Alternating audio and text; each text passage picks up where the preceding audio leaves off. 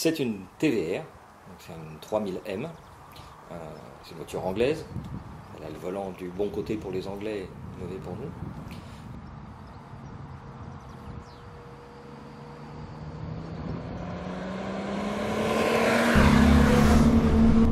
TVR, c'est une marque qui a été fondée en 1947 par un monsieur qui s'appelait Trevor Wilkinson. Donc pour la marque, il a pris son prénom, il a pris les lettres importantes, Trevor TVR.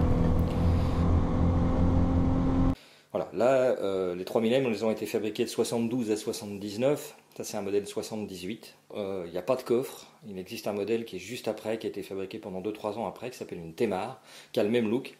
Simplement, le coffre, il y a un coffre qui s'ouvre. Il y a suffisamment de bruit à l'intérieur, à mon avis, le coffre doit ramener des grincements en plus, donc c'est pas forcément un plus. C'est pas le même modèle.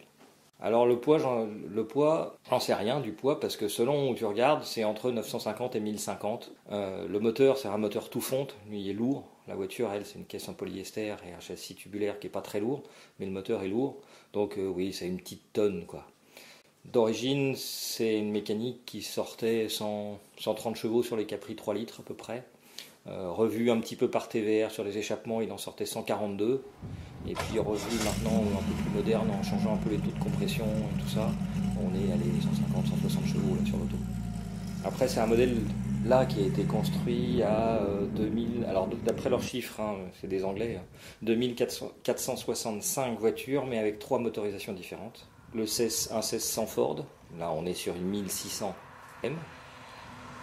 Le 2,5 litres Triumph, on est sur une 2500M. Et le V6 Essex Ford 3 litres, qu'on retrouve sur les Capri, qu'on retrouve sur des Granada, qui a été fabriqué environ à 650 exemplaires.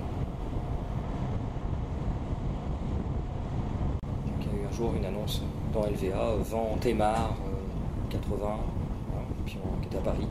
On devait aller à Paris, donc on s'est dit, c'est pour ça qu'on cherchait. On cherchait une plus ancienne, on cherchait une Vixen, le modèle d'avant. Et puis, comme on allait à Paris, on allait voir la Temar. On a discuté avec le propriétaire, qui avait d'autres autos très sympas. Il vendait un peu tout parce qu'il était restaurateur, mais il allait ouvrir un hôtel au Brésil, donc il vendait toutes ses autos, dont la 3000, là, mais qui était en panne à l'époque. Alors, moi, je cherchais une auto pour mes 40 ans. Je cherchais une auto à restaurer. Je ne cherchais pas une auto parfaite, je cherchais une auto où j'avais des choses à faire dessus. J'aime bien la compétition auto, j'aime bien aller voir le Grand Prix de l'Âge d'Or, des courses comme ça. Il y a de temps en temps des TVR.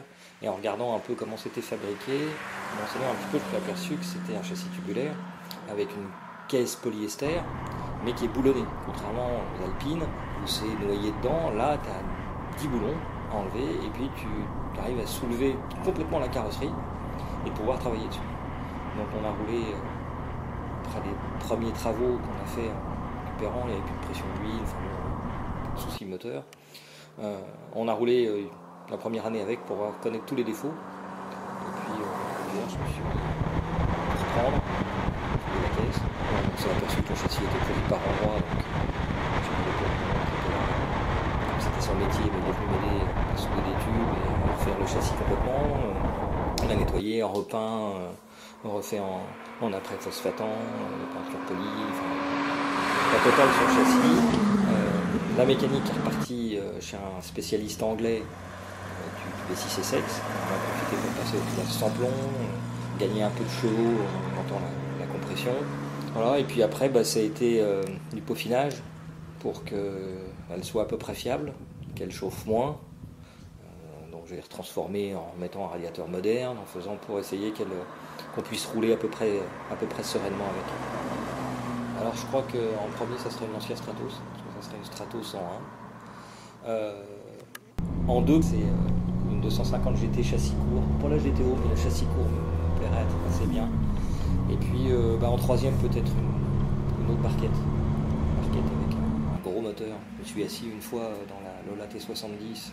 Ça serait en limitation de budget, ça serait une auto pour aller faire de la piste. On peut plus rouler sur la route aujourd'hui.